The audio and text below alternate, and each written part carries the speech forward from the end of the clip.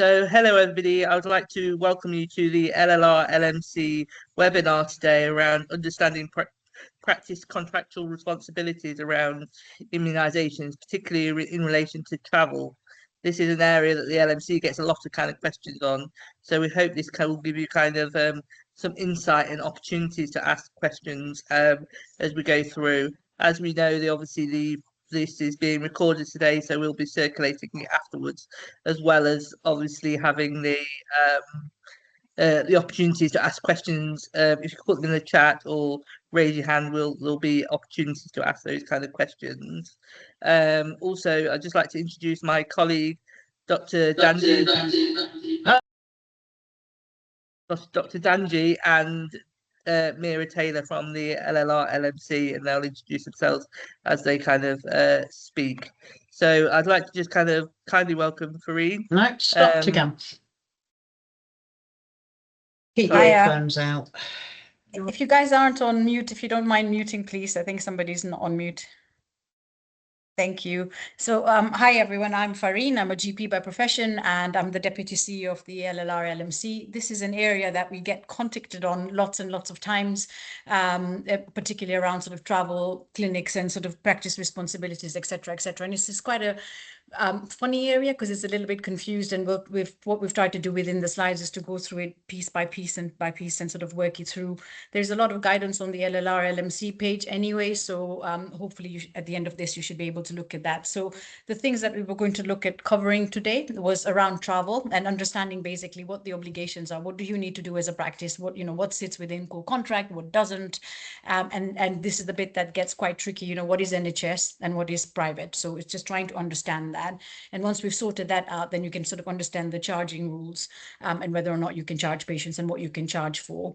And then the other big thing that we sort of get asked a lot about is consent, and where HCAs sit within sort of vaccination rules. And so I thought we'd sort of try and cover that a little bit. So that's kind of what we're going to try and do today.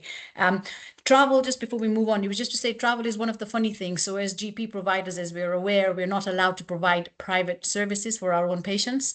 However, with the travel vaccinations, this is the one part, actually, there are some bits that we are allowed to charge for, and hence this can get quite confusing. I know it's kind of like a bit of a nightmare for most of us to sort of try and get our heads around, because it's not normally something that we do in terms of sort of private work for our own patients. But with travel clinics, like I say, particular vaccinations, we're actually allowed to charge. So we'll work through that as we go through. Next slide, please, Charlotte.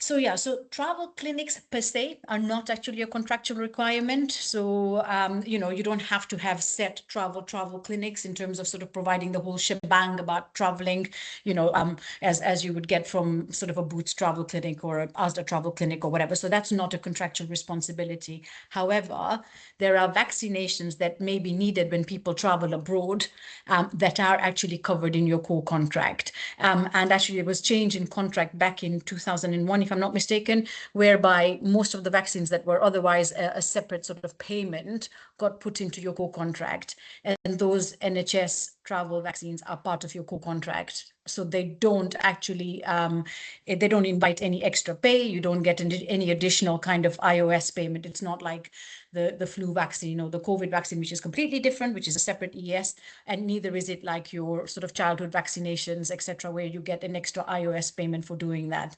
The funding is actually in your global sum, and that was put back in 2001. So that's been an arrangement that happened, 5 years back. So I think for us as practices, we need to remember that there are some vaccines that are, and it becomes funny because they're called travel vaccines, but they're not necessarily travel vaccines. They are NHS vaccines that people may need if they're traveling abroad.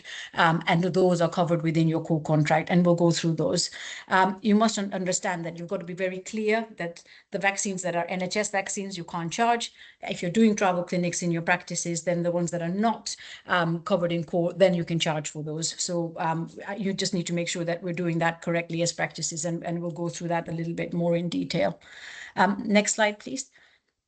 So, like I said, you don't need to provide a whole travel clinic. And I think we get confused around this. So a lot of practices don't necessarily provide a travel clinic, but they will send risk assessment forms. And this comes down to the fact that if the nurses are actually doing vaccinations, they need to be sure that the vaccinations that they're giving are actually the right vaccine. So for anyone that's giving a vaccine, I'm not just going to give a vaccine, just give it. I need to understand why I'm giving it. What's the reason behind that? And that's a little bit different from doing a whole travel assessment, sort of saying, oh, okay, all right, you're going to Peru, you need malaria and you need this and you need rabies. It's not that. It's that bit around actually, okay, so you've seen somebody, you've seen Boots or wherever you've gone. I don't know why I'm picking Boots, but any travel clinic that you've seen privately has then said, okay, you need X, Y, Z and the other. You also need these vaccines, but these vaccines are available on the NHS, so you don't need to pay for them. You can get them from the practice.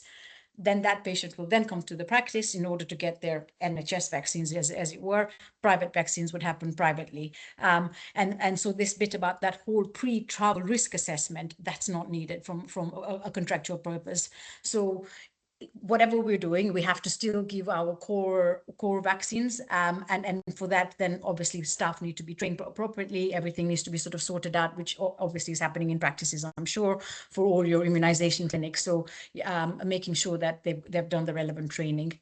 If you're going to provide a travel clinic, i.e. the whole shebang, then parts of it, remember, are not core contract. So you need to make sure that the staff that are doing it are indemnified correctly. So whoever your medical defense organizations are, MPS, MDU, etc., you need to make sure that you've run it past them and make sure that the staff are indemnified for that. So within that travel clinic, then if you're providing the whole thing, then you're providing the whole shebang. So you're going through malaria, you're going through insurance, you're talking about the travel risks, and don't go bungee jumping, Farine, in case you bang your head and never come back, whatever, that kind of stuff. So that will be the whole shebang travel clinic. But then the person providing that advice needs to be indemnified. If you're not doing it, then like I say, what you would do is signpost your patients and say, look, we're not offering a travel clinic. Please go, wherever, whatever your local arrangements are. And you may have some providers next to the practice that you guys are okay with working or whatever. So you can pass them on from there. What I would suggest, though, because the NHS vaccines are a core contract responsibility, you could probably say, well, if you're due to travel, guys, make sure that you've then booked in and got your travel assessments, etc., done, and then to book back and get your NHS vaccines at the practice, then they need to give you a time frame as well. So you could probably say, 8 or 10 weeks before you fly out, which gives the practice time to sort of organize that, and obviously allows, because you can't have the vaccine the day before you're flying out because it's not going to work. So, you've got to have some time frame within that. So I think 8 to 10 weeks is probably a good cutoff. And that then puts the responsibility on the patient to make sure that they've done all the paperwork, they've gone and seen the relevant person, and then they've come back and to get their NHS vaccines. And the same thing, if you're providing the entire travel service, you obviously don't want people showing up the day before they want to fly away. They've got to have some time frame within that. So make clear policies about how much time you're going to give people, and that way you're not sort of getting caught out shorthand.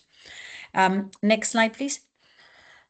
So yeah, these are the travel vaccines that must be provided on the NHS. I'm not going to go through that. The vaccines, guys, and the payments included in the practice global sum, like I say. The only other thing I was going to say, what we do have on the LMC website, if you don't provide a travel clinic in your practice, there's a bit of a disclaimer on that. And what the disclaimer is a patient disclaimer saying that they've got the advice from somewhere else, i.e. they've gone and seen somebody privately, they're just coming back to the practice to get their NHS vaccines, which are these 6.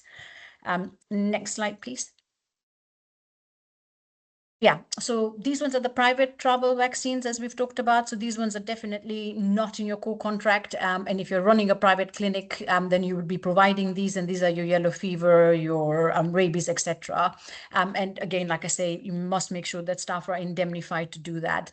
You can't use an FP10 to prescribe these because these are private. So what you need to then do is buy the vaccine in, and then charge the patient for the vaccine, and also you can charge them to administer it. So I don't know, if yellow fever costs you, 200 quid, you're paying for the 200 quid, you're going to pass the cost to the patient, and then you charge them whatever, 15 quid to administer the vaccine, whatever your arrangements are. So for those, you would charge the patient for the vaccine, and you would also be able to charge to administer them. Next slide, please. Yeah, so this is a little bit complicated, and even I struggle with this one. Me and Charlotte bang our heads with this one.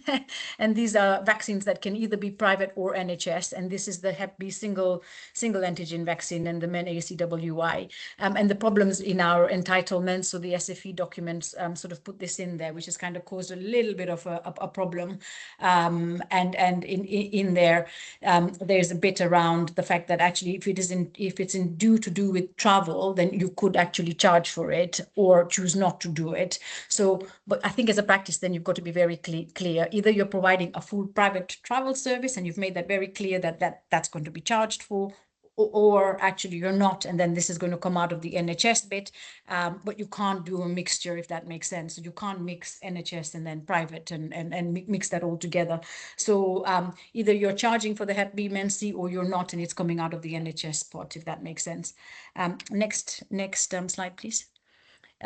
So yeah, in terms of sort of charging rules, like we've said, you've got your private travel vaccines, you've got your malaria, your travel kits, etc. And you may need to do certificates if you're doing them. So I know when I traveled in the past and I've needed rabies, whatever, you get the certificate, you can charge extra for that as well. So that's fine. Next slide, please. Yeah, so I think this was another thing that did come out recently, and this was around the governance and the risk management. So I think, again, it's just making sure that you've got your policies written properly, you've got them sort of documented, you're providing sort of clear information about fees if you're providing a private clinic, what the charges are, if it's not private, what the process in place is, make sure obviously staff are trained, etc. And then the policy needs to be consistent, isn't it? So you can't one time charge for something and then the next time not charge, and this comes back to the Hep B Men C. Stick with the policy, because otherwise it will fail the Discrimination Act. So you've got to be consistent with whatever you're choosing to do. Next slide, please. Yeah, so I think, yeah, these are a few bits that we've come together and just sort of put together. Anybody else has anything else to add, please let us know. But yeah, we were just sort of saying, make sure you sorted out your Hep B Men C thing, whether it's NHS or private, make sure you're putting clearly on the website around sort of private services, and then if you're not, what you have actually put on your website or whatever in terms of the timeframes, and making sure you sort of adhere to those, and then the audits, etc. So yeah, I think that's fairly self-explanatory. Next slide, please. Yeah, so again, I think these are the key messages. Travel clinics, in terms of the clinics themselves, are optional. The NHS vaccines are not optional. Those are part of your contract. It is in your core contract. You've got to do them. Private vaccines obviously charged. And yeah, I think that's fairly self-explanatory. And then next slide, please. Yeah, we just come to the end of that particular part. Perfect. I did say to Farine before we started this, I said, if anybody knows Farine, they know she speaks about 100 miles an hour. So I said to her, speak slowly. She obviously didn't listen to me, but anyway, does anybody have any questions at this kind of point? Because obviously we're happy to kind of go through kind of some scenarios, or if anything kind of wasn't clear. We know there's such a different kind of approach within LLR. Some practices are not delivering any of these kind of vaccines, particularly in relation to the NHS ones. And we have concerns that obviously they're being breached of their own kind of contract. So we just want to kind of share the same message around, obviously, so everybody kind of hears it. Claire, I think you have a question. Hi, it's not me that has a question, it's my nurse lead. Okay. Hi. That's fine. Clarify something. So, and it's what you were saying at the start of this, is that if a patient goes, let's just say to the Boots for a travel consultation, and they're told, yes, you need this, and this, and they're an NHS vaccine. Yeah. So they come to us to have that vaccine. The nurse giving that has to have done the actual travel vaccine course, as opposed to just being able to give that vaccine. And the reason I say this is because this has been queried with the RCN and the NMC. And what they say is, that's okay, but you're still giving that vaccine. You still have to have an understanding of what you're administering. And I think that actually does cause a little bit of confusion. It certainly caused me confusion, that yes, it's all right them going to have it, and they come in and they say it's been assessed, do you need A, B, C and D? But people are humans, they do make mistakes, and potentially if we give something that is not needed, we have to take some responsibility of that as well. And that is where it's quite conflicting against what you're saying, which I completely understand, but actually against, my registration and what I have to do in terms of the NMC.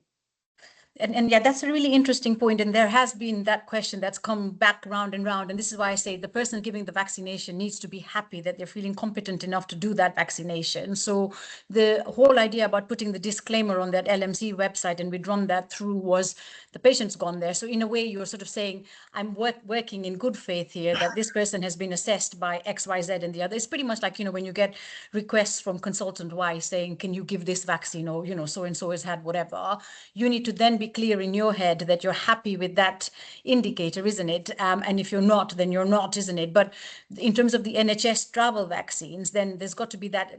So this is the problem, because they get called travel vaccines, is where the problem comes in. But if you think about them, they're actually NHS vaccines that are meant to happen during the life course of the person anyway, aren't they? Like take DPT or whatever. The reason they're having that extra DPT when they're going off on holidays, because they're at a slightly increased risk, or whatever it is. So that's the reason you're giving it. So I guess, like you say, it's that bit about being clear in your head that you are. I mean, you don't have to know the entire travel bit about, they need malaria and they need this and they need that, etc. But the reason why you're giving it as to what is happening, if that makes sense. I hope I'm making sense. It absolutely makes sense. So you make a very good point. If a consultant asked me to do something, I would not give it if I wasn't sure about it. So a lot of things, like with consultants, might be they need their vaccines again because they've had a transplant or something. So I as a nurse, I'm understanding of that, because I know that's a process. What I'm not confident as a nurse is, you're quite right, they are having these NHS vaccines because they are travelling. Of course, we want to make sure people are safe going and coming back into the country. Absolutely.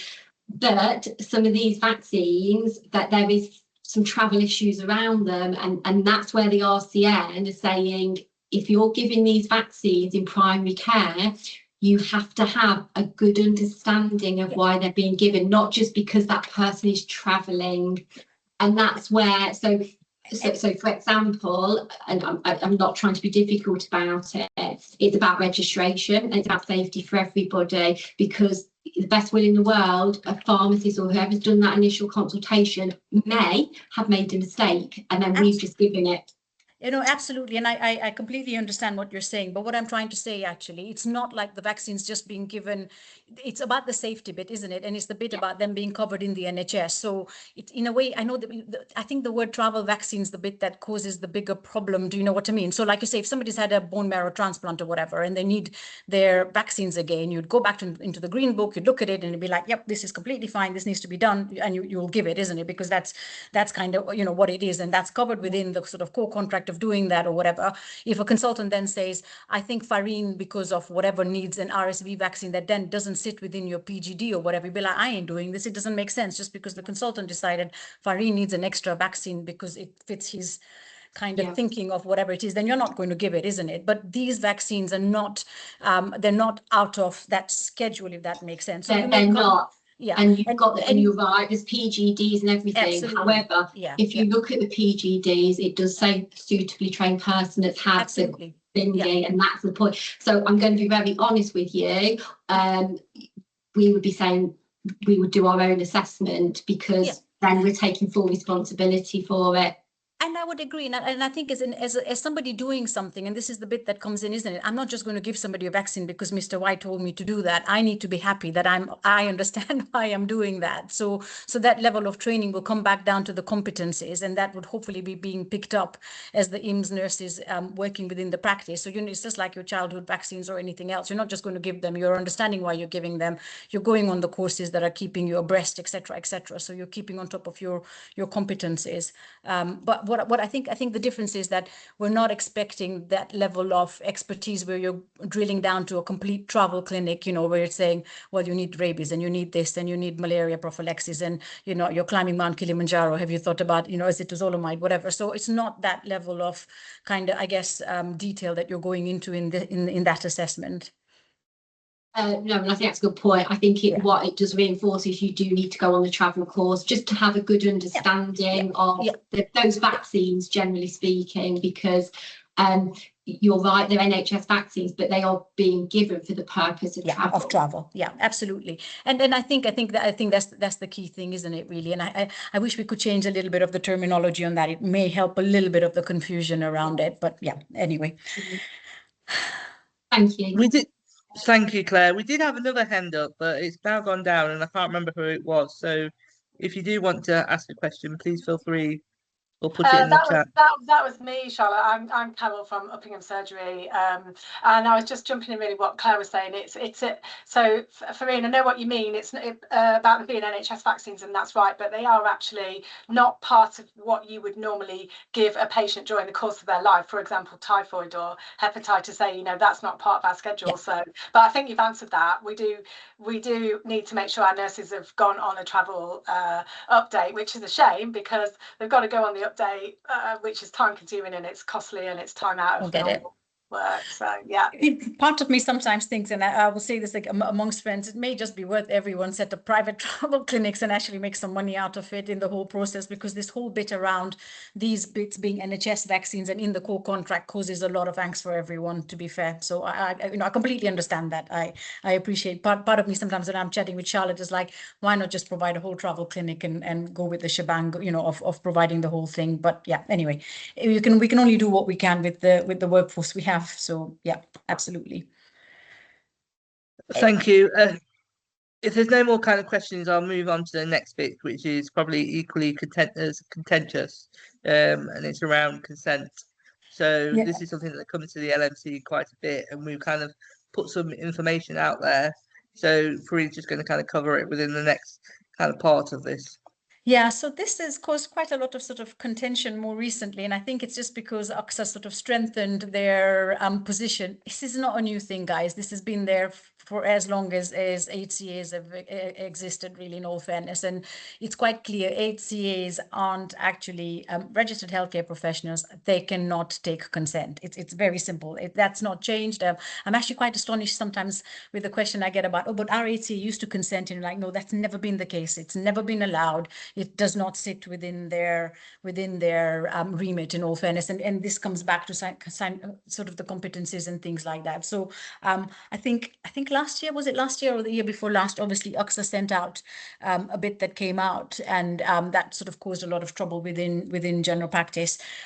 We've obviously got around some of these bits, and within sort of COVID, when we had COVID, and we used to have the national protocol. But then, if you remember, the national protocol broke things down quite clearly, and in the consent process, non-registered healthcare professionals were not included in that. So the consent needed to happen by a registered healthcare professional. And then once that was done, the HCA could work under the national protocol and deliver the vaccine, if that makes sense. Or not deliver, but administer, yeah, same thing, administer the vaccine.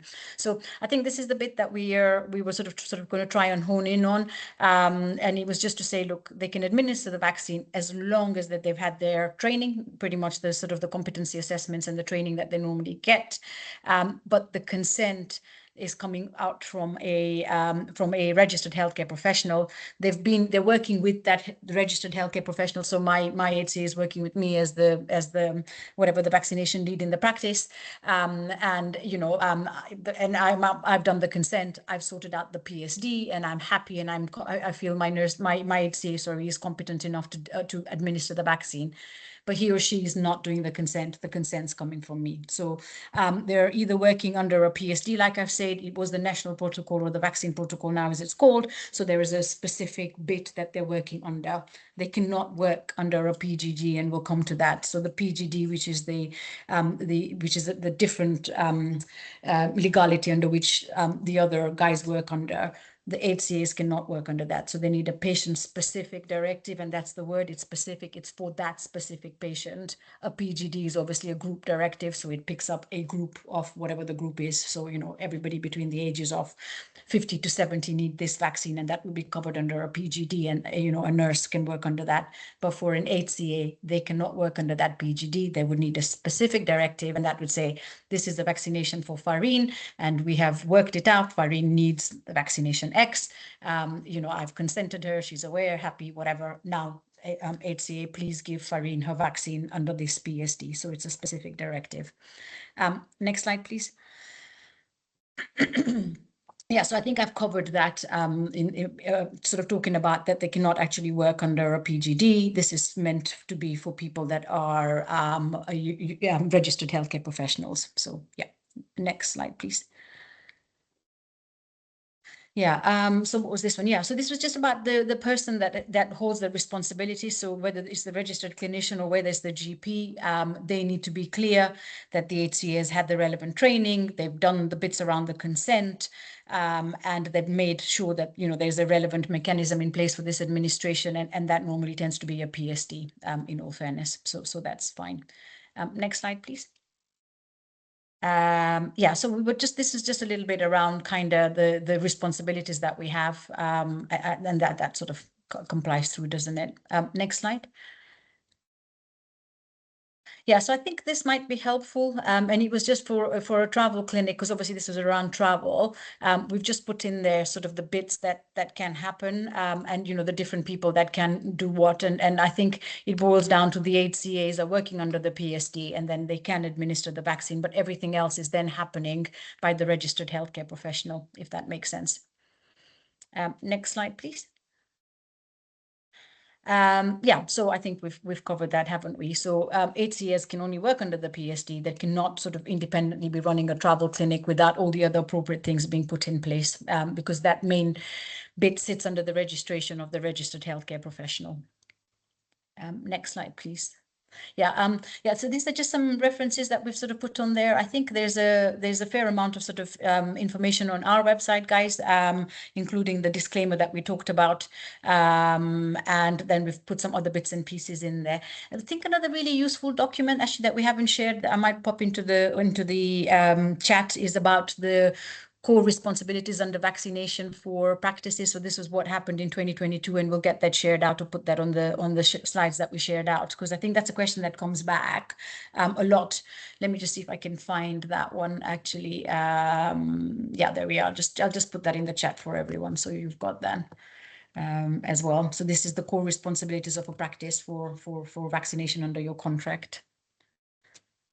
That's all, folks. Shall we take the slides down and just allow people to ask questions then? We got yeah, Carol. Yeah, Carol. Hi, just a question about nursing associates and consent. I was waiting for this one. So this is a really interesting one, isn't it? Because the NMC website says yes, but my understanding is they can't because they're not considered part in the PGD mechanism. That's what my understanding is. And funny enough, prior to this, I was saying to Charlotte, there's apparently a petition waiting to go to government to allow NTAs to actually work under a PGD. So my understanding is not. NMC's understanding is yes. I don't know the answer, in all honesty. Okay, thank you. I can share the link for you for the petition if you want. No, it's okay, thanks. Thank you anyway. Because the NMC is saying yes, isn't it, Carol? So hey ho. Rachel? Just to confirm, nurse associates need to still work under a PSD currently, and that they still really need that again. Yeah. So again, prescribers need to be doing the PSDs for nurse associates as well. Yeah, I get that, Rachel. It's just about the consent. So yeah. If there were, you know, if I did a PSD, say for a flu vaccination, can the nursing associate gain consent for that flu vaccination? No, they can't. No. Okay. On a PSD, you can't. Yeah. That's fine. Thank you. I think anything that sits under a PSD means the consent's coming from elsewhere, isn't it? From some source. As soon as you're actually having to use a PSD as the mechanism of actually administering a vaccine, that means all the other bits that happen outside that sit under the registered healthcare professional, including consent. That makes sense. Yeah, that makes sense. Yeah. I think that's the easiest way of looking at it, isn't it? A PSD is only a leverage to allow somebody to actually give the vaccine, so that they're actually just the guy doing the vaccine, but not anything else to do with the process. And that may be the easier way of trying to make that work. I mean, it's a bit still conflicting advice around nurse training associates. My understanding is they only work under a PSD, but I was looking at the NMC website last night and it's all under review actually at the minute, but it does say on there that they can. So I don't know. I'll be educated when that comes through and the review happens. Well, let's wait and see. Guys signed the petition is what I'd say. I'm surprised there was only 900 people that signed the petition. I did sign it myself last night. I thought you need 10,000. Come on, guys. You want your nurse training associates to be able to do this, sign the petition. that naturally brings us the end to our presentation, but we're more than happy to kind of answer any kind of questions, points of clarity. Rachel, did you have any kind of questions in relation from the training hub perspective in relation to any points of clarity, or all clear, or? All very clear. I'm putting you on the spot just because I can see you. You're fine. All very clear. Regarding travel, nurses need annual travel training again. Obviously, with the decommissioning of the T&D, that's something the Training Hub are looking into to ensure you get annual travel. It's, as you know, vast across LLR. Some clinics are travel clinics in surgeries, and others aren't, and others just provide core and things. And I think it's just looking at your policy, making sure, like you say, you've got all of the legalities and things there. But no, there's nothing to add. I think you've been through it all, which is fab. And just to clarify, with the nurse associates still needing to work under a PSD. Okay. Before I naturally bring it to a close, does anybody kind of have any questions? Otherwise, I will kind of finish the recording, and as a result, I will send the presentation, and the links have kind of been shared within the chat.